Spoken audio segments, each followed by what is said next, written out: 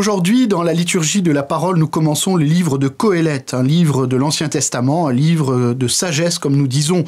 Une des phrases les plus connues de ce livre, qui est d'ailleurs le début de ce livre que nous entendons aujourd'hui, c'est « Vanité des vanités, tout est vanité ».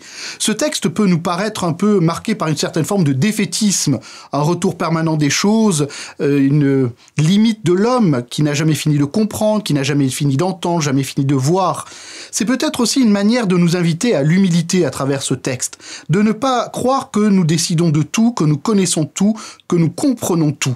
Cela nous renvoie à la fois à nos limites, mais aussi au chemin qui nous conduit vers Dieu. Ce chemin qui est justement de nous conduire à grandir et de se souvenir que ce qui est premier, c'est d'être dans cette relation avec Dieu. Un passage d'un psaume nous dit d'ailleurs « La fleur fleurit, elle se fane, qui se souvient de son passage ?»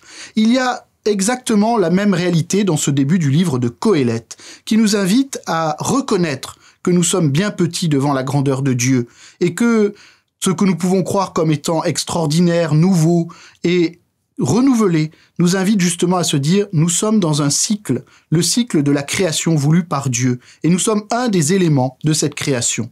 Alors que cette méditation du livre de Qoéleth nous invite justement à reconnaître le chemin auquel nous sommes invités et de reconnaître que celui qui nous guide, c'est le Seigneur.